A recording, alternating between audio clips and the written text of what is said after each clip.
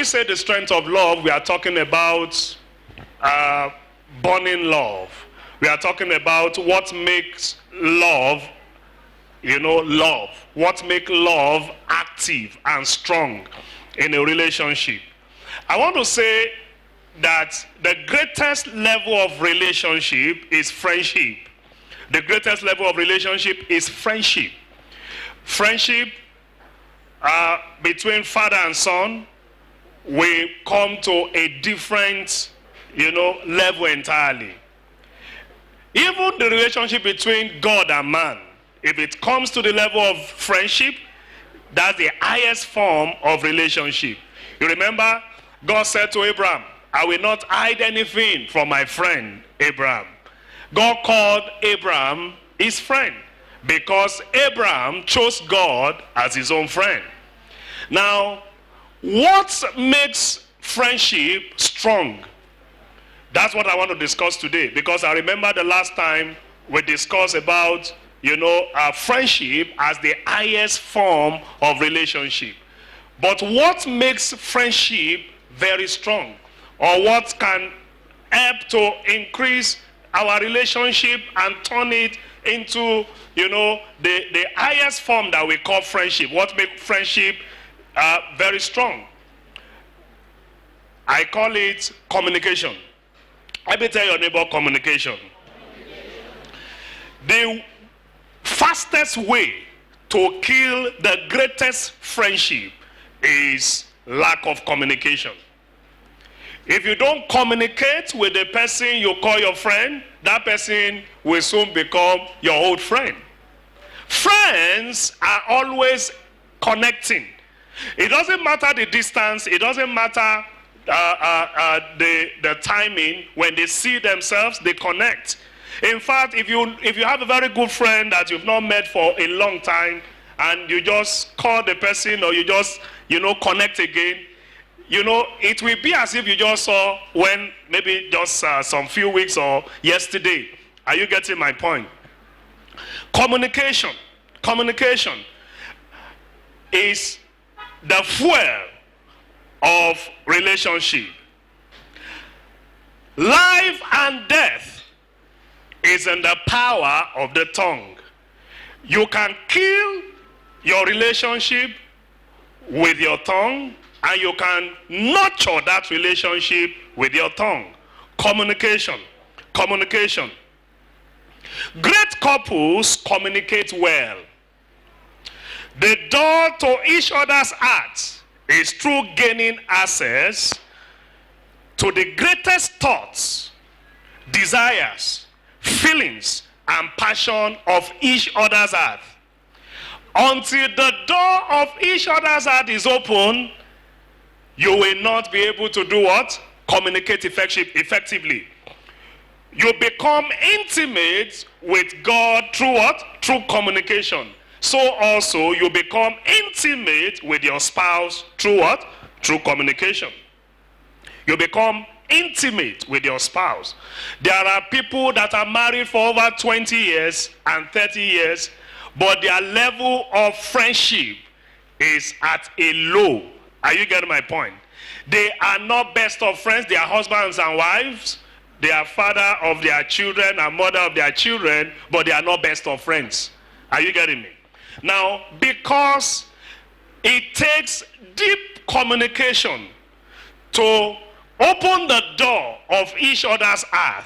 And once that door is open, and you can freely, assess the desire of the person, the needs of the person, the belief of the person, without actually, condemning or controlling the other person, then you are set for what? A great relationship. You don't know your spouse's heart until you connect with her emotionally. And it will affect your physical connections too. Praise the Lord.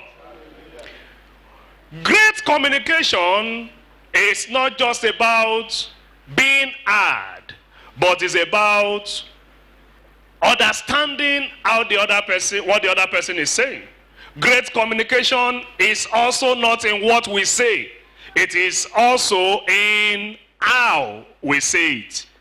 Praise the Lord.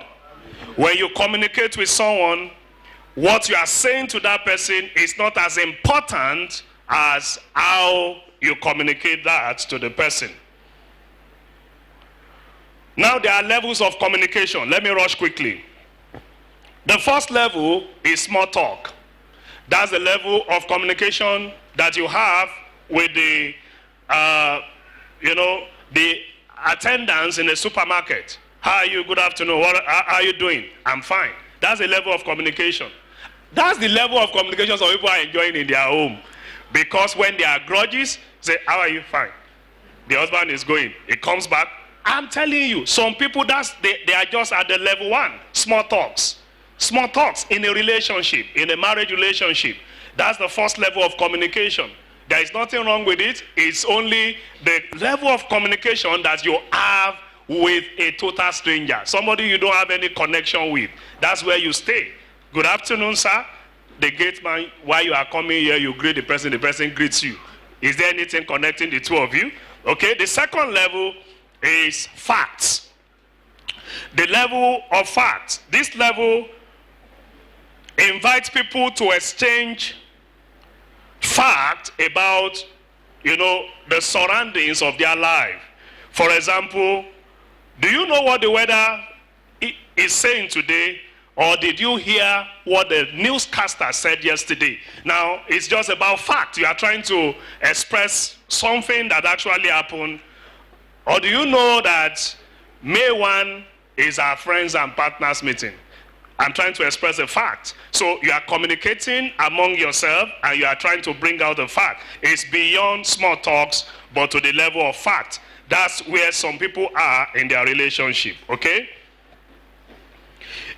Even at this level, angry discussion instantly weakens relationship. Some people still get angry on things that does not even add any value to their life. Amen. Buhari is the cause of Nigerian problem. Buhari is not the cause of in the family. Amen. The husband is advocating that our president is doing a great job. The wife is saying, you can't see all the killing in the north. That man is a bad man. Amen. It's just communication. But as small as those communications are, they can affect our relationship. The third level is opinion. At this level, we move from stating facts to assessing them. We want to assess the fact. When two people exchange opinions, they immediately recognize the difference. And sometimes they could disagree in some things, and this increases tension. Because I'm trying to share my opinion, and you are also trying to share your opinion, and we are not agreeing. Your opinion is different from mine. What do you do at that level? Every one of us experience this on a daily basis. The greatest way is, because you must communicate. The idea of expressing opinion is not so that you want your opinion to be superior to the other person's opinion. Rather, you want to understand what the other person is saying. Are you getting me? If you are going to skate through this level of opinions in relationship, you are not to condemn or criticize your spouse for her or his opinion. Rather, you should try to understand the person. That's all. Praise the Lord. Are you getting me? You see, we cause so many troubles for ourselves because we do not know how to love the other person. Don't forget, in her message, she said the greatest kind of love is the God kind of love. And the God kind of love is what? Is an unconditional love. So it doesn't matter at which level the person is expressing her opinion or his opinion. You don't control other people's opinion. You do what? You respect other people's opinion. The secret of moving from that level to the next level is what? Respecting other people's opinion. When I was in school, one of our one of the line of our anthem reads, to respect others' opinion. Are you getting me? To respect your opinion. That's our opinion. That's his opinion. It's different from yours. Everybody cannot have your opinion. Your opinion about how to raise the children, your opinion about what to cook for dinner causes trouble. The opinion about the school that your children should go causes trouble. The opinion about the way she even thinks about the nation causes trouble.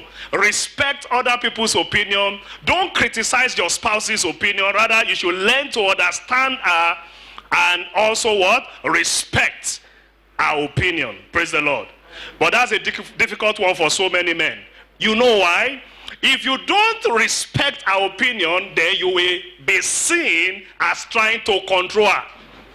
And she's going to resist you from her heart because you will not go to the next level of relationship. Praise the Lord.